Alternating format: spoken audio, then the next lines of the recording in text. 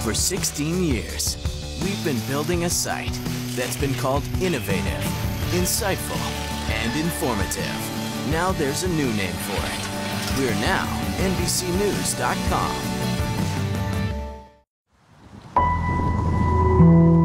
If ever there was a little girl lost, it was Maya Bond. From when I was little, I was always in the way. She survived a mother-daughter relationship quite unlike any you've ever heard. My mother is like trying to hug a cactus. You will eventually get hurt. And if the intersection of blood and money intrigues you, pull up a chair and stay a while, because there's plenty of both just ahead in this story. It's really an amazing, unusual, frightening story. What ended so badly in a darkened hotel room with the curtains drawn has its beginnings really in the warm sands of South Florida. Not the South Beach of today, with its hot bodies and pulsating dance clubs. That's all a marketing reinvention of a much older Miami Beach. No, we need to go back 50 years or more, when caddies with tail fins were pulling into the newest, glitziest hotel on the East Coast, the Fontainebleau. Miami should be a great city. A hotel wheeler-dealer named Ben Novak built it, and they came. Stephen Gaines wrote about the era in his book, Fool's Paradise.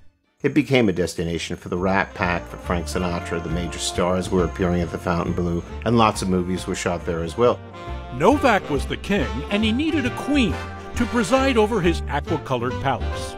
He found one in a former Coca-Cola model named Bernice.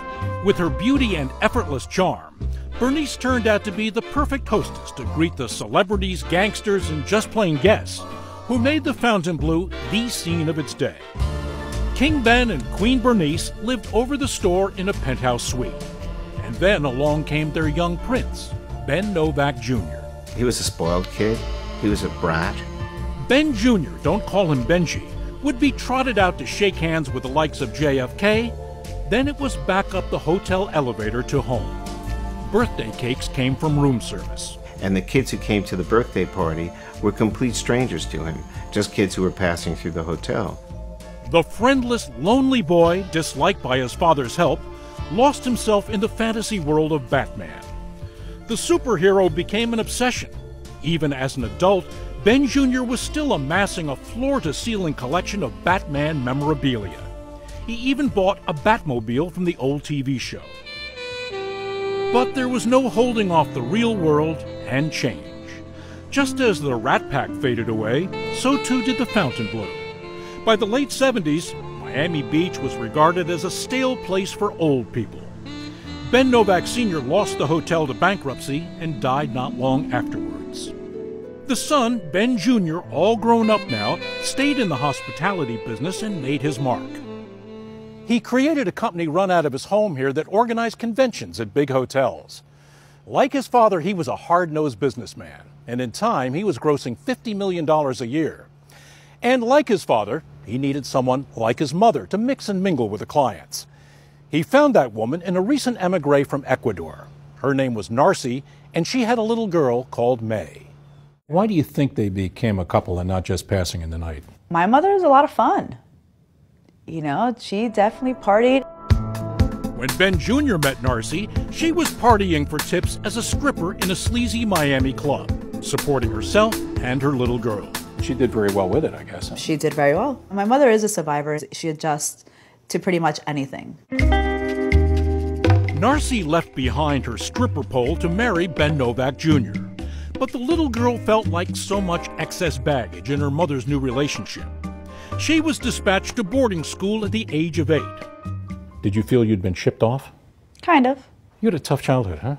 Best thing is that it's over.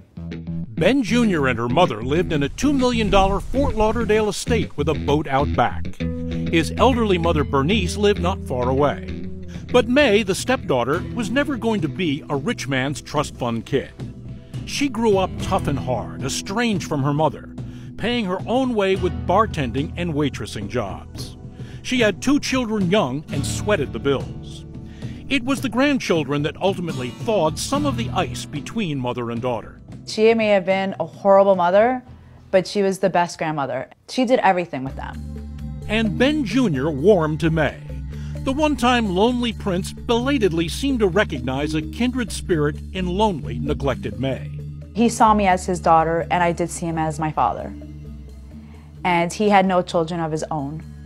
Ben, after his own stunted childhood, finally found in his grandchildren some kids who wanted to play with all his Batman stuff.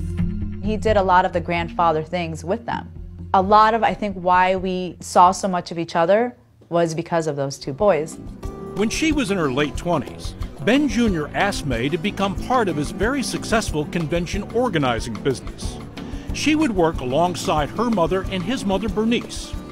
It had taken 20 years, but they were finally becoming a family. You know, when I actually became older and got into the business, he was always there, guided me and showed me how to do things. Then sadness. In the spring of 2009, Bernice, in her late 80s, had apparently slipped and taken a nasty fall getting out of her car. She struggled to the house and died. May thought the time had come. For years, Ben had been asking her to consider becoming his legally adopted daughter. She thought it would be the perfect Father's Day gift for him. I started thinking, you know, Bernice had just passed, and it would be something nice for him, you know, to be like, okay, you do have a daughter. You know, because I do feel like I am his daughter to this day. So it never got legally changed. All the paperwork is still on his desk.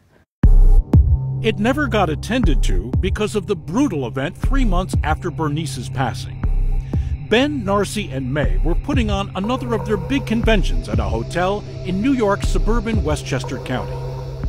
Just after 7:30 Sunday morning, July 12, 2009, the last day of the convention, hotel security got the urgent call. Something very bad had happened in one of the suites. A 58-year-old man had been found bound and bludgeoned to death in the bedroom. Ben Novak Jr., the one-time Prince of the Fontainebleau, had been murdered.